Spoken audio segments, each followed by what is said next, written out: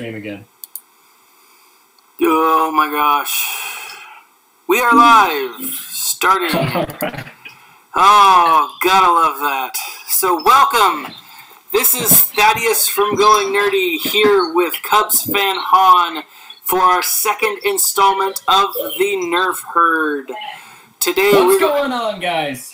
Today we're going to be talking about all things related to Star Wars Galaxy of Heroes, answering your questions that you have sent to us. Now, I want to start off with, have you played the Poplu event?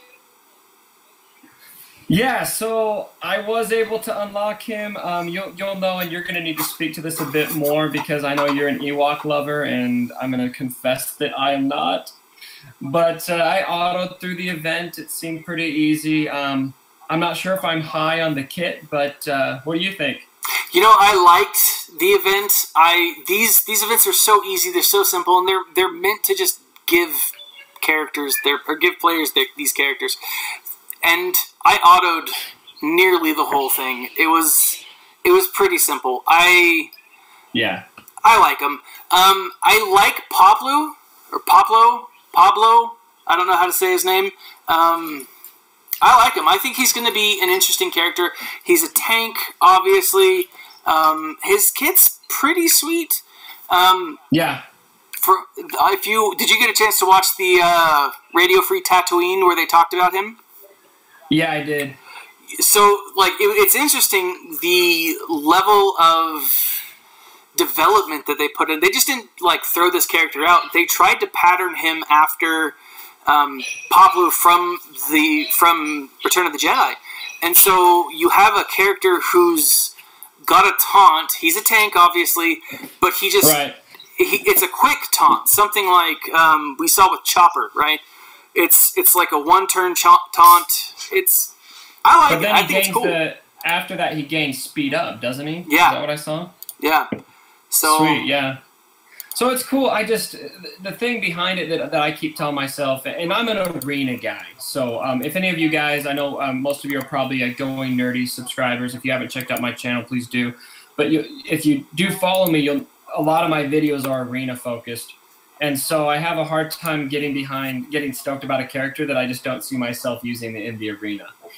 But that's just me. Yeah. Well, that makes sense. That makes sense. One of the things, though, I want to see an Ewok meta. I do. I want to see WIcket be the new Rex. Okay. All right. I don't think it's going to happen, but I'd love to see it. So yeah, but I think it's interesting. I'm curious to see what the WIcket event's going to look like because they said in that Radio Free Tatooine podcast that his marquee event is going to be a marquee event, and so it's not the typical marquee events that we've seen before. So I'm curious to see what the change is going to look like. So yeah. Well, I hope the event, whatever it is, I really hope that it ends up being more enjoyable than this one was to me. I don't know about you. This just felt like all the other marquee events that we've had. We didn't even see any new maps. It was all just kind of bland. So, at any rate. So, I've got a few questions here. I don't know if you have some on your end, but do you mind if we hop on to some of these questions? Let's go ahead. Sweet. And all you guys listening on the feed, go ahead and type questions if you've got them. We'll keep an eye on that. If it gets pretty busy, we might miss a few, but we'll do our best. So in my community, I've got a few questions from guys here. The first one is from this guy called Macau, who I actually showed his team in my latest video on how to beat Thrawn without Thrawn. And he said, your thoughts on your new meta. How to mod them if you have them, how to beat them if you don't. So now there's a bit of debate here on if there is a new meta. I'd kind of like to hear your thoughts on that, Going Nerdy. But a lot of people seem to be under the impression that this triple cleanse meta is kind of being ushered out by the arrival of Thrawn, and that the new meta seems to be Rex lead with Admiral Thrawn, Darth Nihilus, and then R2-D2 and General Kenobi. So I guess before addressing that question, would you agree with the statement that this is the new meta? No. I could. So let's tackle that first. Yeah. So if it is the new meta, I would say that it's probably a couple of weeks, if not even months away. I think Thrawn's great. I love him. I don't think enough people have him geared or started up or even leveled up. I think there was a lot of frustration that came with this event, the Thrawn event, that people were just upset. And I don't think a lot of people put in the effort. I really don't. Now, we see Thrawn showing up quite a bit in the arena. If you look at the numbers on SWGOH.GG, I think he's number 5 the last time I checked in like overall number 1 teams, but in top 100 characters, I still think he's not even cracking the top 10. I know he's not cracking the top 5 in top 100, but I don't think he's cracking the top 10. So, but those stats, to counter that, those stats are just how often he's being used, right? They are. It's not necessarily how effective he is, and I think there's a lot of people who missed out on Thrawn or might not be running him. But for, I guess, what does meta mean? In my view, meta would be the toughest team to beat, not necessarily which characters are being used the absolute most. And so based on what I've been seeing, people seem to have a lot harder time beating these Thrawn teams than they do the triple cleanse, which I think we could all agree has been the meta. That was at least my experience in my shard, but every shard's different. I don't know if it was different in your shard. No, I think it's pretty similar in my shard. I mean, I'm seeing Thrawn show up more and more with... But it's not the Darth Nihilus team that you mentioned. I think it could potentially... I think Thrawn has a major role to play in any new meta that we see. He does present a level of difficulty that a lot of people just aren't familiar or aren't sure how to beat. So in that sense, yeah, I mean, I could see what you mean by that, but I just don't think he's going to replace the triple cleanse, especially for people who are outside of the top 50. I think that's going to stay meta for quite some time.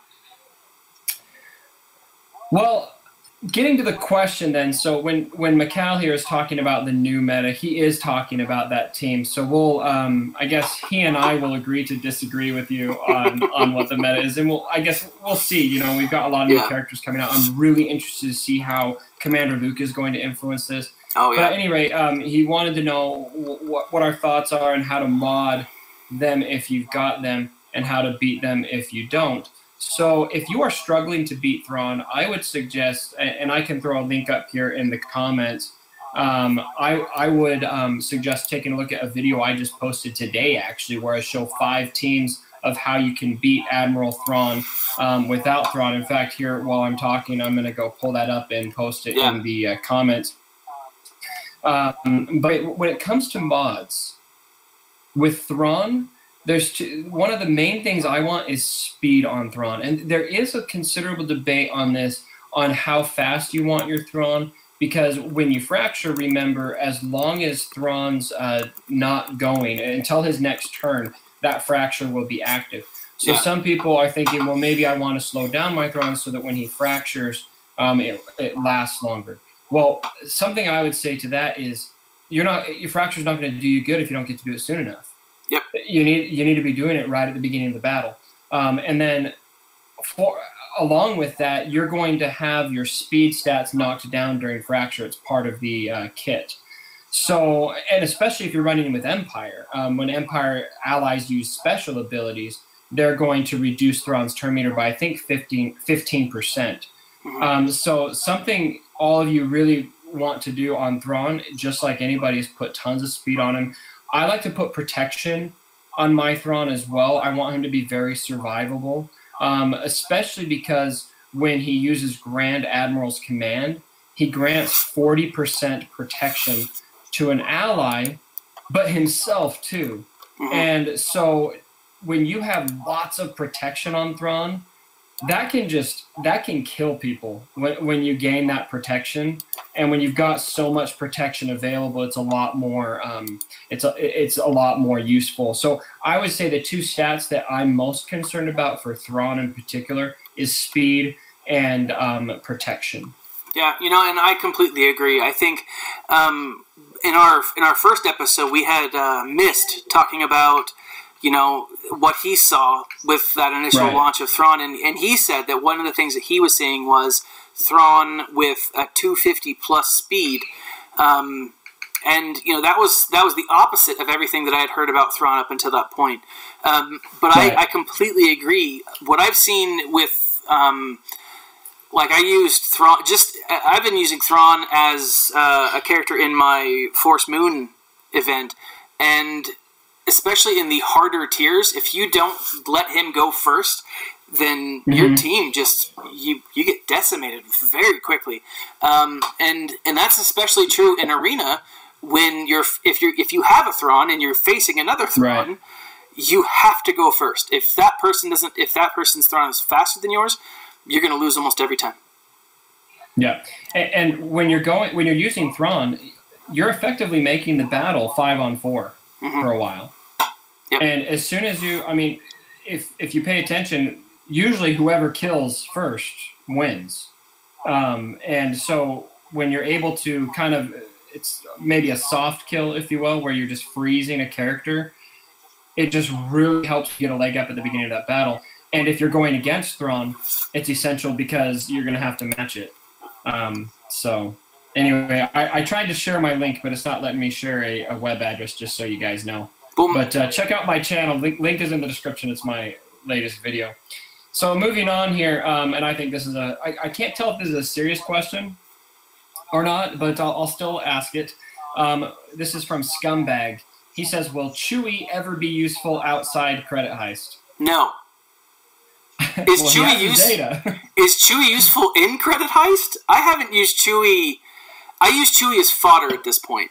When I have a team that I can't beat in Galactic War, I'll throw Chewie in with some other scoundrels and just let them play it out. But I think Chewie is going to be one that gets a rework. Or will we get a different Chewie? It's possible. I mean, we're going to have at least 3 Lukes, if not more. We already have 2 Hans. 2 Hans? Do we have 3 Hans? We have 2 Hans. We're about to have a third. That's right. Yeah, so a third Han's coming up. So we could easily have 2 Chewies. I think if we get a second Chewie, it's possible that we get a second Chewie when Episode 8 comes out. There's not a ton of new players in Episode 8 that they could make into characters. So it would be interesting. I mean, I don't think we'll see a Maz Kanata anytime soon, but I could see an Episode 8 Chewie before we see a Rebel Chewie. Chewie is a character that I'm pretty disappointed in, to be honest, because he rips people's arms off. Chewie is hardcore. He's freaking sweet, and he's one of the main characters in the series. But if you look at it, it's Clone War. This is Clone Wars Chewbacca. It's not the Chewbacca we know and love from, I guess we see him a little bit in the prequels, but by and large, he's not the Chewie that we know from episodes 4 to 6. So I think there's a very high probability that instead of Chewie becoming useful outside of Credit Heist, we get another Chewie in the game at some point, and whether that's with the rollout of Episode 8 and it ends up being a reboot Star Wars Chewie. I don't know if we call it reboot, but you know what I mean, the new episodes. Or if we get a Rebel Chewie that's from, I don't know, maybe we'll get Chewie with snow on his fur with all this Hoth stuff coming out. I don't know. I was about to say that.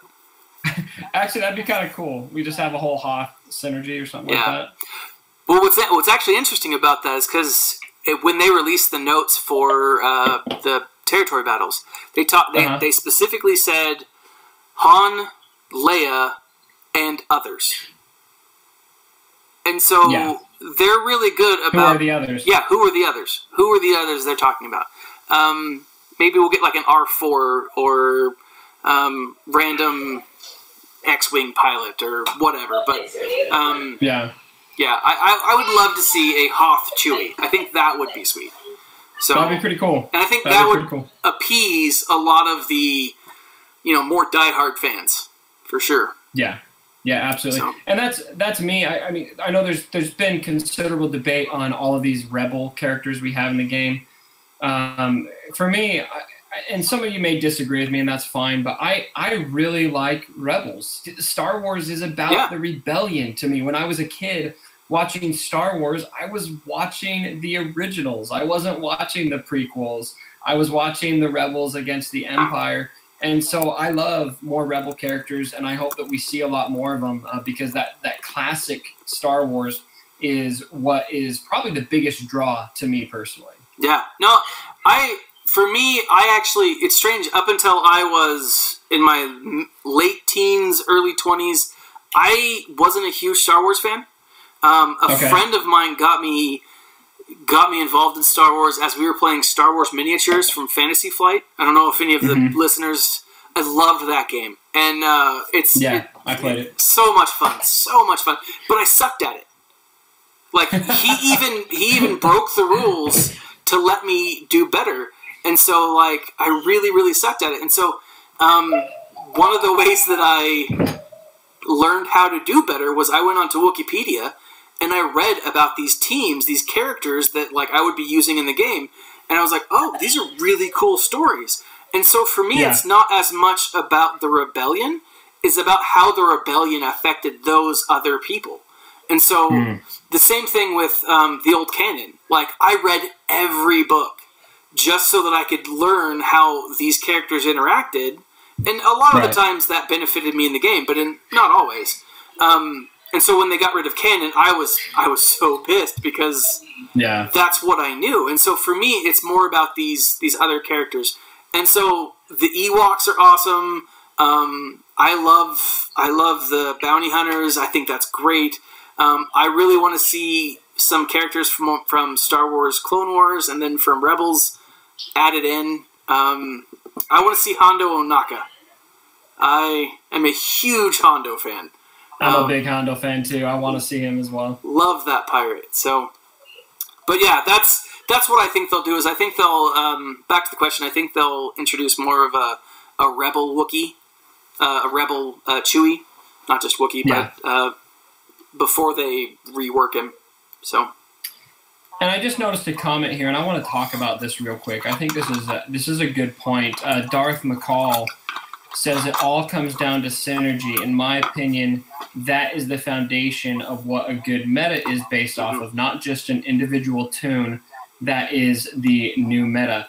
And I think that's a good point. And I think right now in the current system that we've got, I don't know if we have very much synergy really that is defining. I think it's powerful individual tunes that combined together work well. And for the best example I can give, I ran a top 15 poll where I polled, if you guys saw the video, great. If you didn't, check out my channel. It's a great video. But there were 15, I gave, let's see, I think it was 30 top YouTubers, leaders in the community, a bunch of people you would probably know, and we voted on who the top 15 characters were. And when I put all of those votes together, I ranked them like college football does, if there's any college football fans, where first place gets 15 points, second place gets 14 points, on down to 15th place getting 1 point. So it was weighted.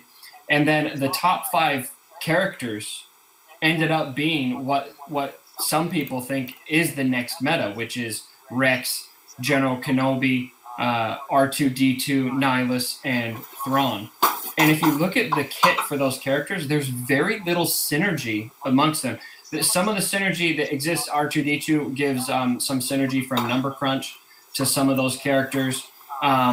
Rex, obviously, with his leadership ability, boost turn meter.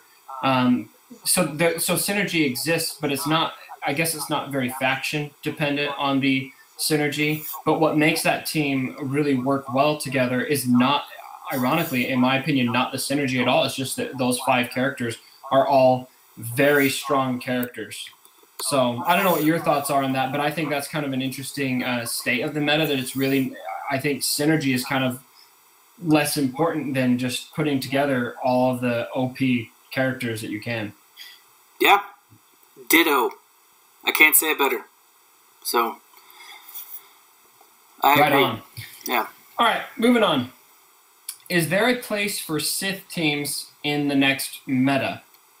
And this is from Late Night Joker, and he's got another question after this. I mean, I don't know what your thoughts are on this. I'm going to say yes. Yeah. Yeah, I think I'm not as familiar with the Sith, but the teams that I'm looking at in my shard right now, they have Sith Assassin or Sith Trooper or just a series of Sith characters, and I think that a handful of them are in the top 20 in mine. And so Okay. I think that it's definitely possible, if not on its way up. So if you're running Sith, something to consider. I've noticed that Darth Vader seems to be making a comeback in the arena right now. Yep. His leadership ability when we first got Zetas, he was freaking killing the arena. And then when they nerfed him, he kind of Jack here is saying, "I hope not, no more Sith." And I'm with you because my Sith aren't very good. Yeah. But anyway, with Thrawn coming into the picture, I feel like Vader's kind of going back on the map.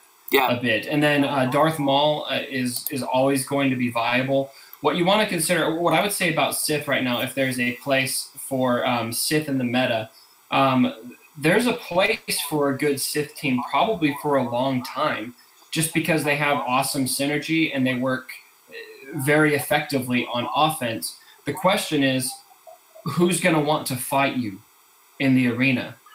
And when I look at, what is the meta, or what are the best teams, and who can beat who, it's really not about who can beat who, because everybody can beat everybody right now if you're at the top. For the most part, the question is, do they want to waste the time to fight you? When I'm looking at my arena right now, if I'm debating between fighting a Rex-led team with Thrawn, General Kenobi, and the like, I'm going, and then next to it, I've got a Darth Maul team. I'm going to choose Darth Maul every time because he's so much easier to fight. He's less stressful. The other team I can probably beat, but it might be down to, I've got 3 or 4 characters left at the end. It's a bit, when I play Maul, I'm going to win every time without anybody getting taken out unless Nihilus is able to shoot off and annihilate. So that's what I would consider. If you've got a Sith team, use them, farm them. They're going to be viable, but they just might, if they're not meta, then you just might be more of a target. Yeah, no, I agree. But, Sith aren't a team that I've really put a lot of power into, and I'm glad that you brought that up. Darth Vader's making a comeback because of Thrawn. And so for a Sith team, I think you'd have to have more data. I don't know. To be honest, I can't speak, but I just don't think we'll see a Darth Vader return without Thrawn being somewhere on that team. So yeah, and I think you're absolutely right. Before, just before Thrawn came out, I don't think any of our Vader teams in my shard were cracking the top 15. Yeah. So. And I saw Darth McCall here. I got to call this out because this is something I feel strongly about. We've got, he says, I think that what is so awesome about this game is it gives you all the tools you need, and it's up to you as free-to-play or pay-to-play to construct the best team. And I think I totally agree with this, and something that I really love about the game right now, and I don't feel like it's always been like this. Something I really like about the game right now is I feel like there is a really strong appeal for both free-to-play and pay-to-play players. And the way that they've got it set up with this release cadence, the way that they've got it set up, with the marquee events where the pay-to-play are satisfied because they can get these characters at 7 stars. We can get them at 3 stars or maybe 4 if we want to fork out $10 and still gear them up to 11, and most of them are viable. I'm a big fan of the current state of the game from a free-to-play standpoint, and I'm a free-to-play player. I've said before I'm $30 into the game. Lifetime. I'm $40 now. I bought a. I spent $10 more last week, but I think that classes me as free to play. And to me, the longer I play this game, the more excited I am about it. Yeah, I agree. I think that's one of the fun things is to see what teams I can use to reach those top levels, to reach those top tiers. While we're on the topic of Sith, and just as a quick aside, I think, yeah, $40 still constitutes free to play in my book. I like to consider myself a dolphin, although I might be bordering whale. I don't think I am, but, you know, my stats probably don't show whale status. But dolphin, maybe minnow, you can call me Nemo if you want, but definitely a smaller fish in a big pond. But the question was, is Nihilus worth getting to 7-star, or should I settle for 5? It's a great question, and the answer is there in the text. Yes, if you want him in the raid, you got to get him to 7-star, and he's a great raid character. Depending on how your guild does raids, you may find another team that's more beneficial. But I've seen him. I've seen some videos with Nihilus and HAT and both heroics, and he does great. Yeah. He's great. And tell me if I'm wrong, but when he does Annihilate, it deals massive damage, which is just a point shy of 100,000 damage in one hit, right? Yeah, it doesn't kill. That's 100,000 damage in one hit. Yeah, that's nothing to scoff at. Yeah. So, and now that he's farmable, I mean, he's only farmable in one area, but like still, like that's what I'm doing. My Nihilus is at I think 5-star. I'm starting to gear him up a little more. I think he's at gear level 9. I've never used him. Like I said, I don't have a strong Sith team, so I've never really focused on him. My Empire team is one of my stronger ones. But one of the things that I'm doing is I'm just getting those characters up where I can, because they will be beneficial to me later on. So right, absolutely. All right, another question. What's the best way to mod Rex for the arena while still being good at heroic rank or raid? I don't want to shift mods all the time. I use TIE Fighter Pilot for tenacity down in the same team as Rex against Rancor. What is the minimum potency required for Rex here? So I'll let you answer that. So something you want to consider when you look at potency versus tenacity. When you do tenacity down, it's minus 100% tenacity. Now, you do still need to have potency for that to be effective. I don't know exactly all of the mechanics of how when tenacity's down, but I do know that you still want it, especially for when tenacity isn't down. But no matter what you do, even if you can have 100% potency, where it's going to, in theory, land every time, there's always that 15% resist chance. Or is it? I'm pretty sure it's 15%. I think so. So there's a cap of how high you can get that chance at, but you definitely do still want to have potency on your Rex. And something I would say for Arena, I personally don't have my Rex modded any differently. I run Rex right now as my lead. I know I'm boring. Everyone throws sticks at me. I want to win. But I don't change my Rex at all when I do Rancor. And I can tell you right now, when I do my Rancor raid, I'm running just kind of a boring Tebow team with Qui-Gon Jinn, Phasma, Rex, and TIE Fighter Pilot. And my Rex is very frequently landing that turn meter reduction. And his potency right now is at 24%. So I should probably have my Rex's potency higher, but it's working well enough for me. So take that for what it's worth. I would probably want potency on him, but I would also just kind of gauge it. You know, if you're running your Rex in Rancor and he's not landing even when the tenacity is down, then maybe you want to up the potency. I don't know. I'm making out just fine with 24% potency on Rex, but that is with TIE Fighter pilot applying that tenacity down debuff, which is I think essential in that case. Yeah.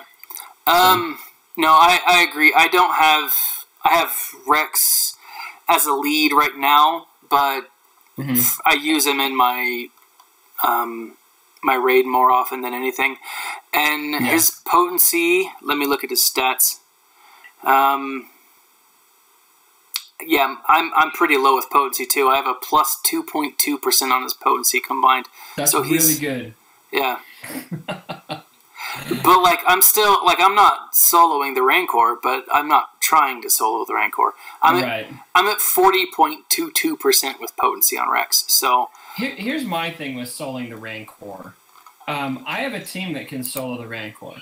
It works. And I'm not doing it with Zeta. I'm doing it with Tebow lead. Yeah. But my problem with it is it takes so long. I mean, who has time? Some of us might, but for me, I just don't have time to sit there for I mean, I think it takes 45 minutes to an hour probably for me to do the full solo. And the rewards, I mean, how good are the rewards? So I usually just go to about a little bit after phase 1, hit auto, and call it good. Yeah, same. So I'm not as concerned about my Rex for a Rancor anymore. That's just me. So same. My guild runs every morning, and so not every morning, every other morning for the Rancor. And I was gonna say, how do you do that? We've cracked the system. You're getting 60,000 tickets a day? Yeah, who's hacking? 60,000. No, so we run every other day, and it's like I get to a point where I'm about halfway through the first phase, and I set it to basic auto. And then every now and again, I'll look down and turn it off and throw some more. Because I'm using a Zeta lead. I'll throw Zeta's, AoE ability and just, dominate, then go back to basic and just back and forth every few minutes. So, yeah. All right. Let's shift gears. Do you have a question on your end, or do you want me to take one? No, go ahead. I want to talk about the Forest Moon event. All right. So I've got some things to say about this. Darth Macau. I keep calling hold on, Jack. Sorry, buddy. I got y'all excited. Jack here says, should ships get more content, or do you guys find the whole thing a bit stale? Yes.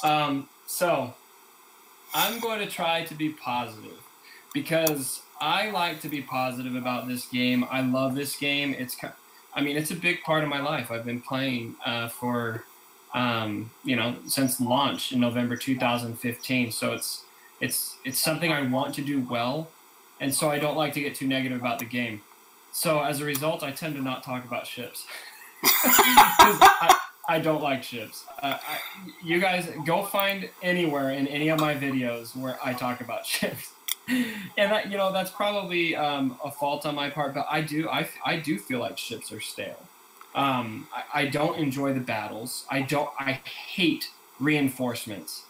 I just hate them. I might like ships more if we didn't have reinforcements, because there's nothing more infuriating to me than getting a ship taken out of the battle. It's 5-on-4 now. Nope, it's 5-on-5 again. I take somebody else out again. Nope, it's 5-on-5 again. I just think that's. I get the concept behind it. You're in space. You call for reinforcements, whatever. I think it's kind of a cool idea, but in practice and from a quality of life standpoint, sitting there, the battles take long, and I just don't enjoy them as much. So I'm not super stoked about ships. Now, should ships get new content? Yes, they should absolutely get new content, and they're going to. We know that territory battles are going to include ships. The developers have already said that. So that's good. I hope. Because again, I'm not a huge fan of ships right now, but what I'm begging EA to do is change my mind. Change my mind about ships. Give me something exciting about ships right now, other than getting a couple extra 100 fleet tokens a day, which, you know what? Right now, I'm frankly just saying, that's fine. I'll deal without them. I've got enough Zetas right now anyway. You can never have enough Zetas. Yeah, you're probably right. Well, Zeta, everyone. I should say, I've got 40 Zetas in my stock right now. Wow. So, anyway. So, what I would say about ships is right now, I hate them. I don't like ships. I don't think they're enjoyable. I farm them because I feel like they're probably going to be very necessary. But I hope that they get more exciting. When they first released ships, I don't know about you, man, but when they first released ships, I was stoked about the idea. I thought it was going to be sweet. And so I'd love to have renewed excitement if they could change things up a bit. I just think a lot needs to change for ships to be exciting. But I don't, even people who do well with ships, who are like in the top of their fleet shards, don't seem to be super enthralled with ships. Yeah, I'm slightly different, but I like ships. I think you're right, though. I think we're going to see more content. I have begged for a cantina ship, but like a game mode where like you're going through like you would in Cantina or like you would in the light and dark side battles, where you're just taking a series. That would be awesome. I think that would be great. I'm looking forward to seeing how the ships are being used in the territory battles. I'm really curious. For me, it is all about figuring out the way that a team works together. And so I like ships. Which I'm not very good at. Like, I like ships. I think it's been a lot of fun to, like, figure out the best method. But really, the best method is throw on target lock and then bring someone in who attacks all characters that have target lock. I mean, that's really not a ton of, game planning or strategy. And so, like, I want a new ability like target lock that is super effective or something like that changes it to where, now people who only use target lock have something that actually challenges them in the arena or in the ship arena. Because otherwise, you're right, it has grown a little stale. I am one of those. I finally cracked the top 20 a couple of days ago, and so I hover between 20 and 50 usually. I'm on the lower side of 20s. I'm in the lower 20s. I think I got to like 19, something like that, a couple of days ago. But it's I think we need new content. I think that's.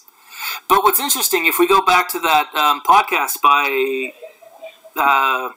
Radio Free Tatooine, one of the things they said was you can either have a consistent update schedule or new content. You can't have both at the same time.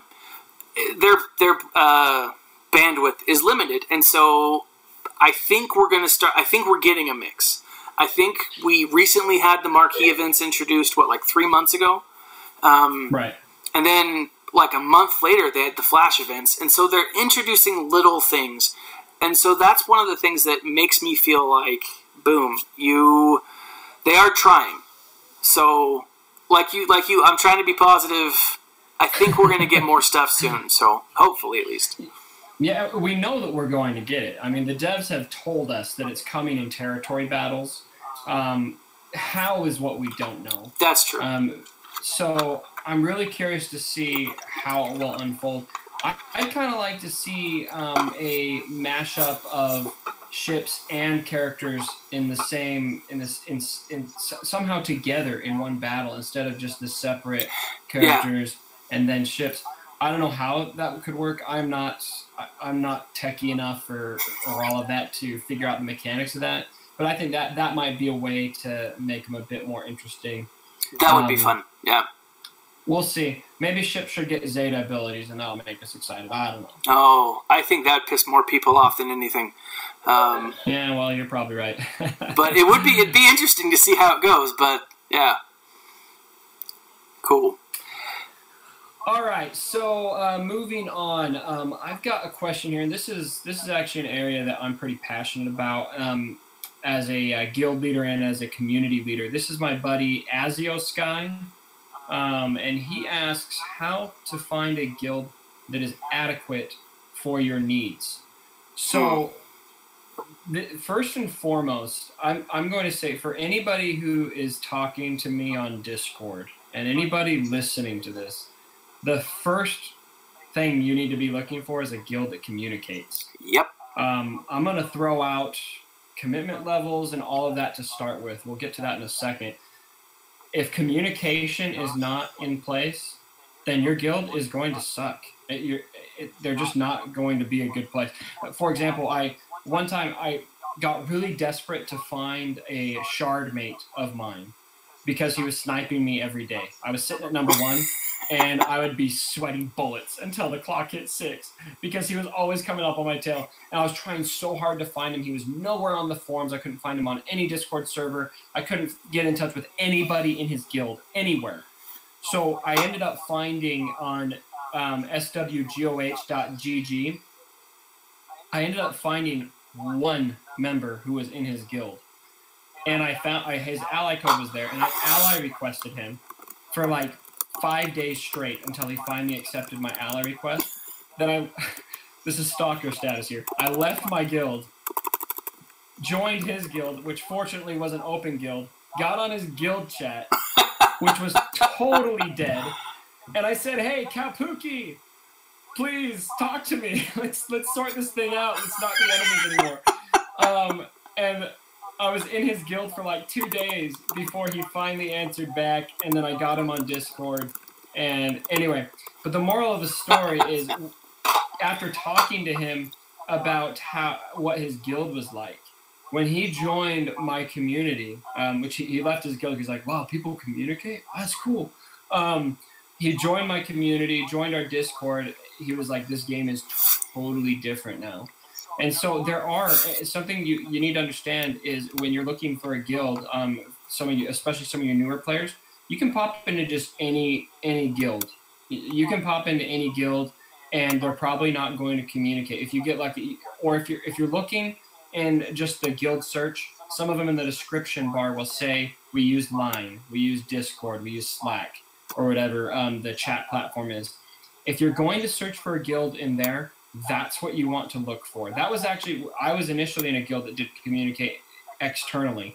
And what I mean by that is the in-game chat is not sufficient. You need an external app to communicate, like Discord, Line, Slack, etc. And so the reason I joined the guild that I joined, that ended up leading me to where I am now, is because they had an external chat app. So that's what you got to look for. But I would say, forget looking for a guild in-game. Look for a guild on Reddit. Yep. There are a lot of guilds recruiting, and they're recruiting for all different levels of the game. They're recruiting for heroic tank. They're recruiting for beginner level players and all that. And most of those people who take the time to post on Reddit, they're going to require you to get on Discord or online. And I think that's a good thing. If you don't want to download an external chat app, then I think you're missing out, because there's a lot the game has to offer when you have a guild that communicates well. And then from there, you just want to find a guild that matches what your mentality is about the game. Are you a hardcore player? Are you wanting to be with Team Instinct kind of stuff, where you've got really rigid requirements? If that's how you feel, great, go find a guild like that. If you want to be in a very kickback guild, then you just need to ask those questions when you're recruiting. If you make a post, by the way, there's on Reddit, there's a sub forum for looking for a guild, or I forget what it's called, guild recruitment mega thread. If you post on there and say you're looking for a guild, and post your SWGOH.gg account, which all of you need to make if you haven't already, yep, you are going to get probably 5 to 10 messages from guilds looking for you. Recruiting is cutthroat. Take it from me. I lead a community of 5 guilds, and I aggressively recruit for all 5 of those guilds. It is a dog-eat-dog world. And nobody gets messaged without having several others looking. So you will be in the driver's seat for the most part to determine which guild will fit best for you. So you will be in the position to ask questions so that you make sure that you get into a guild that fits your needs. So that's what I have to say on that. That's kind of a long-winded answer, Azio Sky, but I would definitely, if you're in a guild right now, I don't think you're in a guild that communicates right now. I would not feel bad about leaving that guild. You're not a guild hopper for going to find a guild that fits you better. If you're in a guild that isn't working well for you, that isn't raiding very much or that just doesn't fit your needs, then get out of there and go find a guild that works. Yeah, I will say that a guild that communicates is so much more fun to be a part of. Just the community. I was one that was hesitant to put Discord on my phone and download it on my computer. I just thought, hey, this is going to be tough. I don't know if I don't want my phone to go off 400 times a day talking about this game, even though I love talking about this game, or else I wouldn't be here. But like my interest in the game, my ability to succeed in the game changed completely when I found a guild that was communicating, that was chatting, that was giving advice and talking to each other. And I was a guild leader before. Yeah. And getting my guild to chat and communicate was like pulling teeth. It was ridiculous. And I loved the guys that I played with. They were a lot of guys that I worked with. But when I jumped ship, that guild kind of got its act together and ended up merging with another guild, began chatting, and from what I hear, they're doing pretty well as a guild. And so it totally changes the way the game is played in my mind. So I agree. A guild that chats is important. So yeah, very important. All right, moving on. Apocalypse asks, how can you permanently control a persistent sniper in your arena shard? #1 spot payout issue. So stalking apparently works. Yeah. That's what I did. I mean, if somebody, you've got two options here. If somebody is sniping you a lot, they probably have your payout. Mm-hmm. They're probably trying to get to those top spots because they have the payout at the same time you do. So what you need to weigh out is, do you want to have that stress every day of trying to lock yourself into that top spot? Or are you willing to give up your top spot and coordinate individual? That was the option I opted for because I went off. I already told the long tale about how I found Kalpookie. But I now split every other day with him. On day 1, I take first. Day 2, he takes first, and back and forth, back and forth. That, to me, in my opinion, is a infinitesimally better option than having stress every single day at payout. I hated my payout when I was worried about Kalpookie coming up and knocking me out of my top spot, especially because if he knocked me out of my spot, he was probably going to knock me not down to 2, but down to 5. Yeah. He was battling me from 5, and that's a big crystal difference. So that, to me, wasn't worth it, and I'll gladly take minus 50 crystals every other day so that I can have that coordination. And now, ever since Kalpookie's been in there, with the exception of a random guy who creeps up to the top every once in a while, I will take my top spot or my second spot at the beginning of my payout hour. Usually my payout's at 6, so usually around 5:05 to 5:20 or so, I'm going to get in that spot, and I'll put my phone down. I don't even worry about it. It'll hold because there's that many people in my shard that are coordinating that it's almost always going to be a non-factor. So you can't. The only way for you, Apocalypse, to permanently control it is to find him and to talk to him and to be friends with him or her. Or her. There are girls who play this game and they're awesome. I one day hope that my wife will be one of them. I'm still working on it. Good luck. Good luck. I just got my wife to start wearing Star Wars t-shirts. That's taken 8 years, however long we've been married. So, we'll see. So, yeah. Cool. And I don't have anything to say on that because I'm still trying to find my shard mates. So. You haven't found them yet? No. Well, I haven't spent a lot of time looking into them, to be honest. So. Oh man, shard. And this is actually something else. There's an interesting post on Reddit about this, about shard collusion. I don't know if you guys saw that post. Mm-hmm. But if you are not in contact with your shard right now, maybe the reason you're not in contact with them is because you're in the 100s, or you're in, you're lower in your arena. You don't feel like there's much of a point. Well, I can appreciate that. Something a lot of you really need to understand, especially those who are newer to the game, is a lot of these shards are reaching a point where they close their doors, where they've got a chat, reach a point where no more people in this chat. Now, if that's right, I'm not a human. I'm just not. The reality is that is what people are, because they are not to. They're not hour and 1 through 5 with 5. You know, who wants to add a 6th? Who wants to add a 7th? So I think from a lot of point, it makes sense. I'm not going to say I think it's right, but anyway, the point being, I would find your shard chat sooner rather than late. Because you find them too late, and you'll be in a position where you are able to lock spots, but they completely lock you out. And if you are outside the group, what's going to is they're going to say, so say I'm outside the group, they're going to see me at number 10, and everybody in that is going to line up and say, hey, Cubs 10 Hounds at number 10, knock him down. If you are charged chat, you are a hard time staying in the top spots. Of course you're having a hard time spots. It's because they're all targeting you, and they're going to do it in every single. Was I lagging out? Yeah, Can you guys hear me now? You were lagging out there for a bit. Dude, that sucks. Am I good Sorry. now? I feel like you are. Fan chopper. That's funny. Yeah. Good form.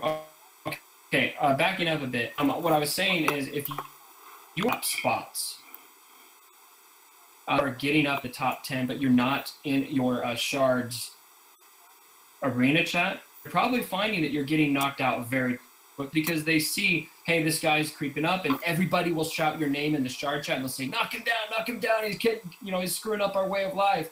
And that's just a reality. It happens in my shard every day. So if you want, really the reality is, if you want to take top spots in this game consistently, you have to coordinate. It's just the way the game is. So if you're not in your shard chat right now, I recommend you do it sooner rather than later before they shut you out. Agreed. Good to know. That's good advice for all of us. So, Cubs fan Han wisdom. Yep, indeed. That's why we have you on, Cubs fan. That's. But all right, next question. Do you go? Do you have any, or do you want me to take one? Well, there was one about how to defeat the very back when we started. And I just want to talk about it because I don't want my Ewok friends to be thrown by the side. How do you clear the Force Moon bonus tier free to play? Now, I'm not, like I've mentioned before, I'm not super free to play, but speed is the key in knowing your tunes. So, I ran, let's see, in the most recent one, I ran Vader. Oh, I just ran my Empire team like most of you guys, but it was my best one. So Vader, Zeta, Palps, Thrawn. Oh man, what was the other one? Yeah, Tarkin and TIE Fighter pilot. And what I would do is I'd start off with my my Thrawn. Since he is fast enough, he got the first attack. But instead of actually attacking anyone, I would use my AoEs to take out the lower characters.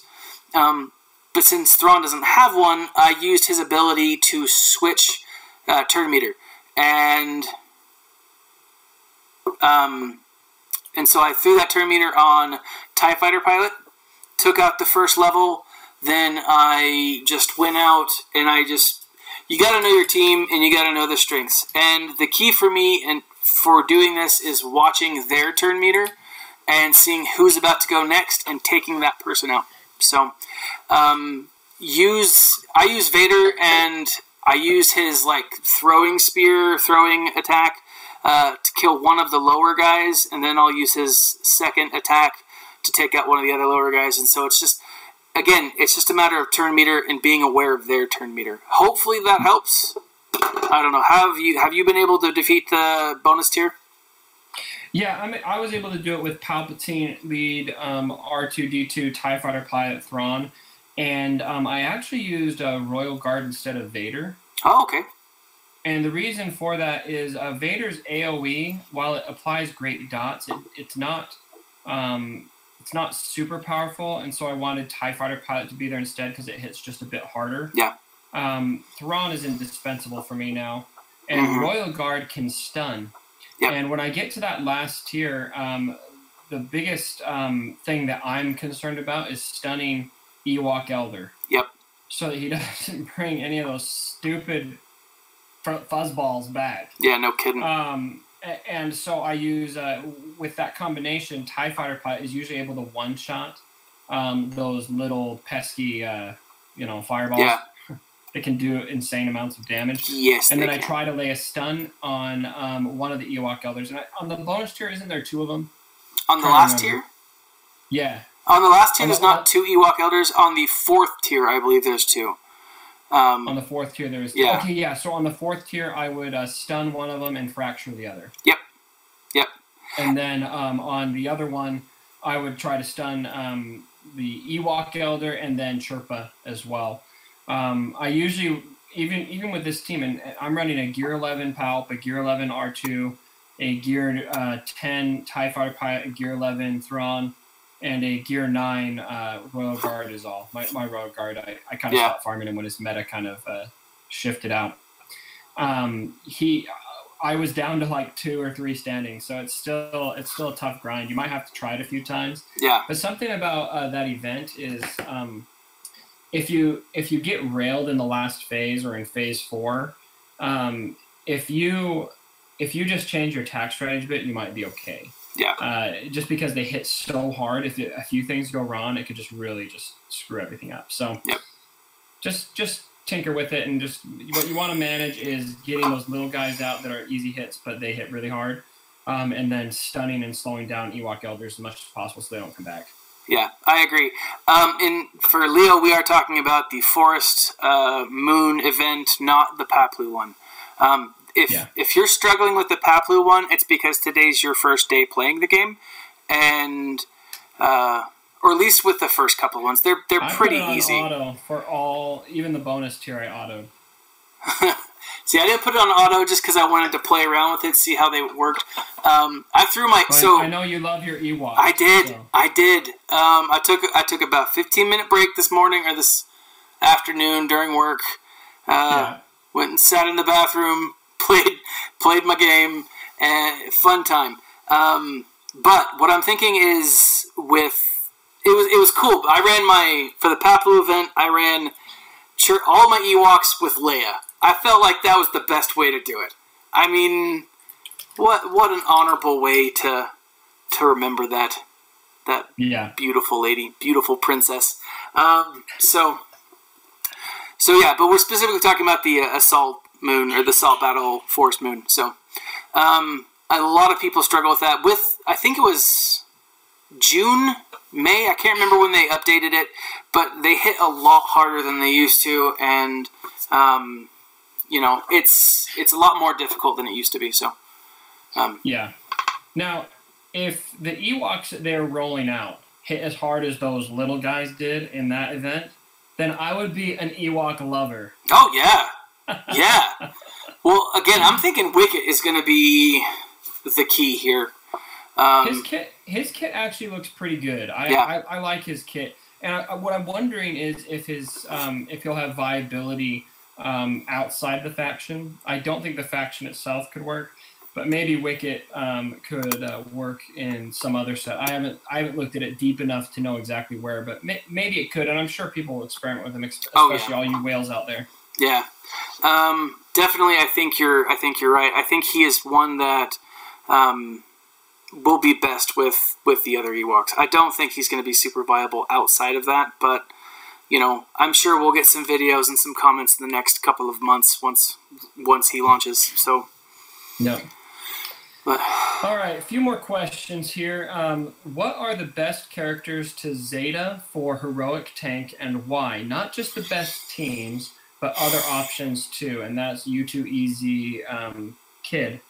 I would say probably, tell me if you disagree, but I think one of the most powerful Zetas you can land for heroic tank, if you've got the team to put with it is Finn. Oh, yeah. That resistance teams are so good, and they can do so much in heroic tanks. So let me just put it this way, and for me, heroic tank is a priority for me. It's kind of second place to arena.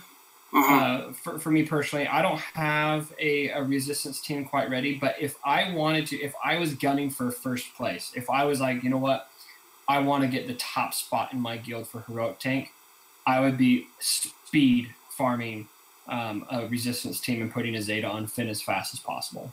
Agreed. Finn is definitely a character. Just the resistance team in general is one of those teams that is super effective. I'm going to be producing a video in the next little bit that talks about the Princess Zodi team. So the troopers with. That's a cool team. Oh yeah. I finally got to watch the video for the first time, and the guy that produced. I'm nowhere near getting my clones high enough, but Cody is the one you put the Zeta on. You have him as your leader. You Zeta, I think 5s as well. And then you just use his basic attack, and it's just turn meter.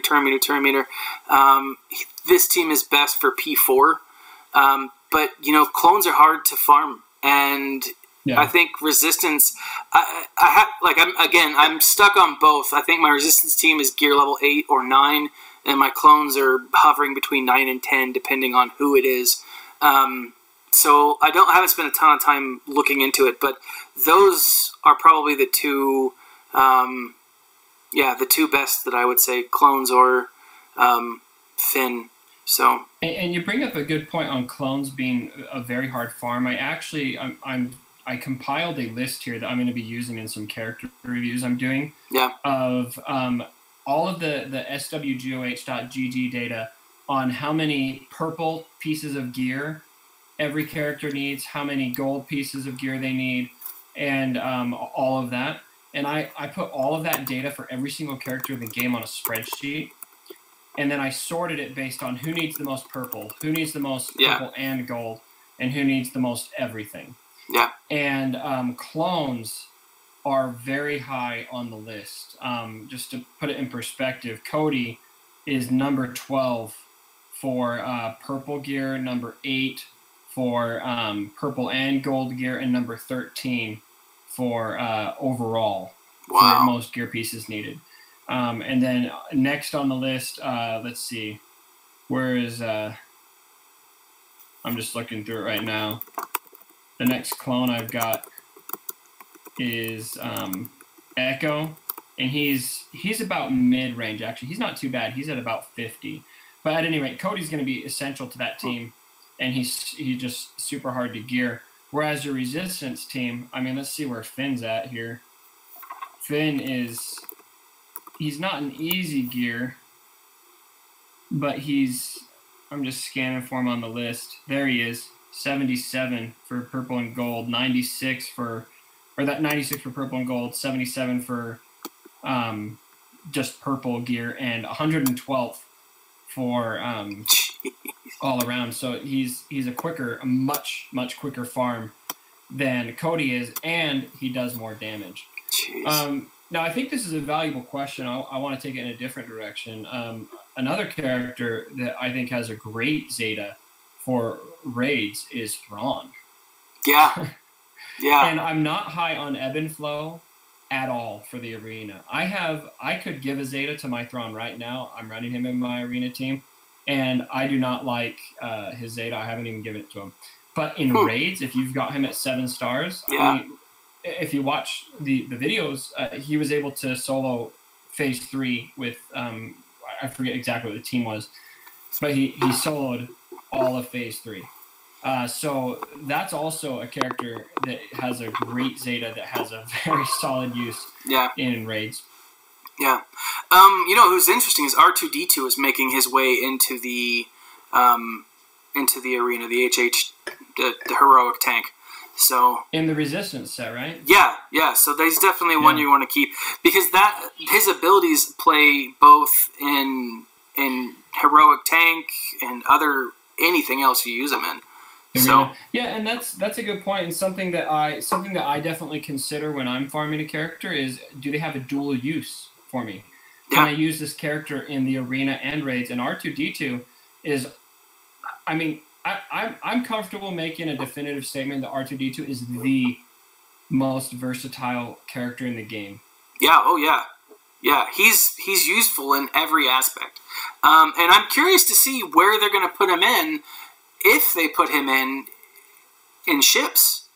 Because I think, as either hardware or as an additional tune.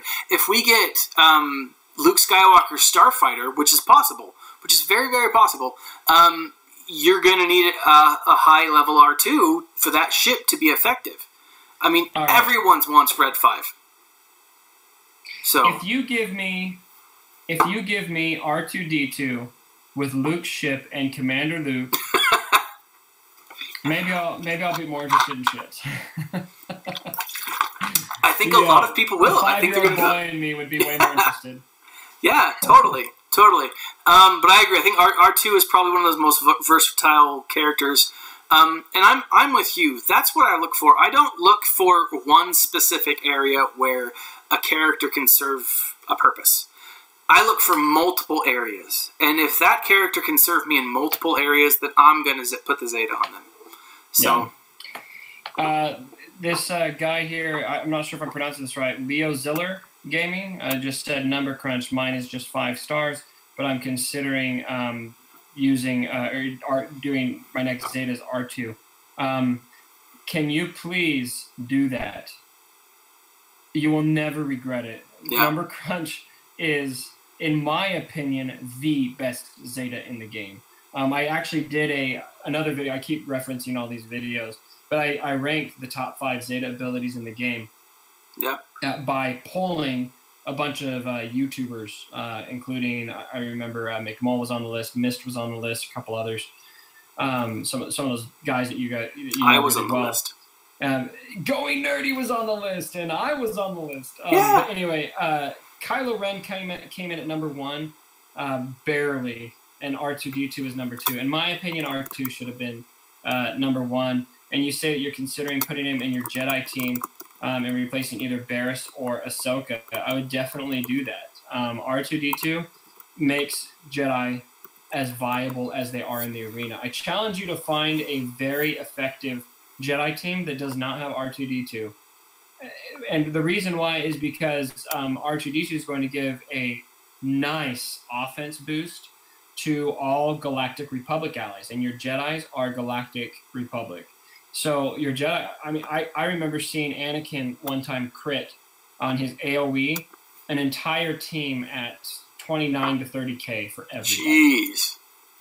That's crazy. Delicious. Yeah, no kidding. It was unbelievable. No kidding. So if you have Jedi, and especially if you have General Kenobi, who's going to be important for that team, putting R2D2 in that set with the Zeta on number crunch is going to make you viable in the top of your arena shards. Yeah, agreed. Definitely worth it, Leo. I'm not even going to try his last part of the name, but definitely worth it. So, I think we have time for a few more questions. Yeah, I'm actually out of... Are you out? Wait, no, I've got one more. Assuming you don't have Darth Nihilus unlocked, who would be your second choice for a Wiggs Chaze team as a 5th? So, I'm personally, this is just me, I'm personally not super high on Wiggs and Chaze right now. Maybe that's because, full disclosure, I got burnt out of Wiggs and Chaze. I got tired of Chaze, and I got tired of Wiggs about a year ago. But if you are running them together, they can still work very well. This is actually a really good lead-in. I would put R2D2 with them. I'd put a Zeta on number crunch again. Probably combat analysis as well, because you're just going to have the cleanse from Chirrut. And I don't have a Zeta on my number crunch, or on my combat analysis. And I could. I've got 40 Zeta ability mats saved up. I personally just kind of feel like what number crunch, I'm getting it mixed up. What combat analysis does is it dispels all debuffs on you. I think when you score a critical hit, is that what it is? Mm-hmm. If I remember right. So anyway, for me personally, I feel like I've got enough cleanse on my team already. But if you're running Wiggs, because I've got General Kenobi and Rex in there. But if you're running that team, you'll just have Chirrut who can cleanse. So it might be better to. It might be more.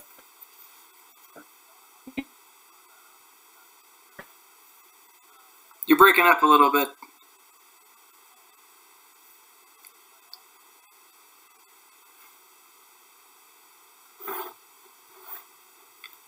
Let's see. Can you hear me now? There we go. There we go. Hey, sorry about that. I don't know what happened. Oh, you're fine. Anyway, speaking about R2-D2's combat analysis, it says whenever R2-D2 is active, all allies gain 10% critical chance and 10% accuracy. When R2-D2 is active and a light side ally scores a critical hit. Yeah, so it is a critical hit. Yeah. Critical hit, they dispel all debuffs on them. So on that team, I think it would be good to have combat analysis. But that's what I would do. I would put R2-D2 in there, double Zeta R2-D2, and I think it would work.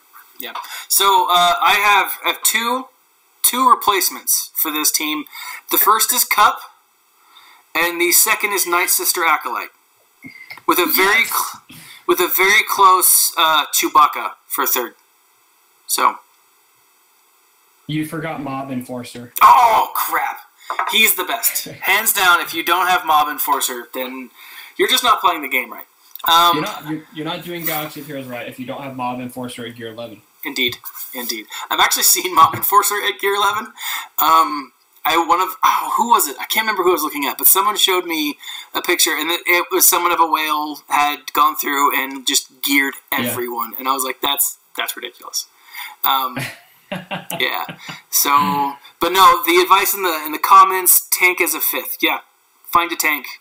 Any tank that you have maxed out, leveled up, do that. Now, I want to address this We With Lives question, mostly because We With Lives SWGOH, that's my guild, and mad props to those guys. They took me in when I was out in the cold, and I needed shelter. Thank you for that. But the question is, there's a lot of talk about Thrawn and how he is super useful in many aspects of the game. Would you still recommend getting him, even though it involves starring and gearing a full Phoenix squad? The short answer to that is yes, absolutely. I'm glad we agree. Yes. The longer answer is yes, with so much more. Now, I know that a lot of people don't like the Phoenix squad. There's a number of reasons why you should farm them. One, they're fun to play. They're just really, really fun to play. Yeah. Two, if you're farming and gearing the Phoenix squad, you're also doing great things for their ships. And even at lower levels, if you have a Gear 11 7-star Phoenix squad, you now have 2 ships that have become that much more useful for your ship battles without having done much. And so if ships ever change, if it ever becomes more useful or more fun to play, you're going to have you won't have as much to do to get those ships up. Also, and I'm curious. I've seen a lot of videos. I've seen a lot of talk on the forums on Reddit about how Ezra is really starting to be useful, or people are starting to find him a lot more useful in a Jedi team. And so I'm curious to see how that plays out. But yeah, absolutely. That's my longer answer to that. I think it's definitely valuable because, again, you get Thrawn out of it, but you also have these other perks that come with it. So yeah, definitely that's a longer answer. I don't know. What do you think? Yeah, I completely agree with everything you said. And something else to consider with that is how much are you really sacrificing to do this? True. They put the Phoenix squad, almost all of them, in very easy spots to farm. Yeah. So if you take the time to farm them, you're really not going to lose that much ground farming the Phoenix squad. True. So I would say it's absolutely worth it because, I mean, and if you think about it, like you're getting Grand Admiral Thrawn, if you think about it as part of his farming process. True. You just have, because he's so OP, he takes a while. I think it's absolutely worth it. And I would add, if you're at the beginning of this game, if you're just starting out, Phoenix Squad is huge. Yeah. Because they're available everywhere that you can play, first of all. They're going to help you unlock Thrawn, but they're going to help you unlock Palpatine, too. So I think it's worth it, and Thrawn is a very powerful character in raids as well, so I do think it's worth it to shoot for 7 stars. So yeah, definitely farm him. Yeah, so. I was very disappointed that I was unable to get Thrawn 7-star, because the RNG was not with me that day. It was the last day of the event. I accidentally purchased a pack, the one group pack that I needed from the shard shop. I needed 5 more shards from, or 4, I think it was the Twi'lek, Hera.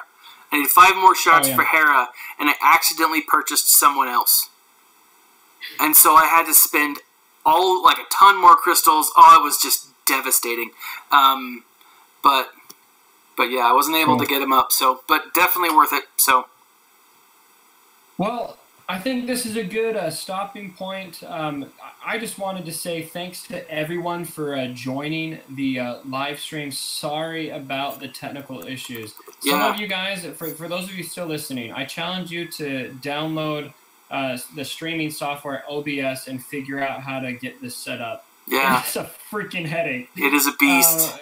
We thought we had it figured out. We thought we were good to go, and then last minute my audio stopped working, and I think we're still maybe having some issues. So sorry about that. As we move forward, we're going to be we want to do this on a regular basis. We will be doing everything we can to iron out as many of those technical issues as possible, so they'll be coming clean and all of that, because we do appreciate you listening in spite of some of the audio issues. But again, I'm Cubs Fan Han. Check out my channel. It's down in the description. Yep. If you haven't subscribed to my man Going Nerdy yet, definitely do so. He's got great content. He's one of the best out there.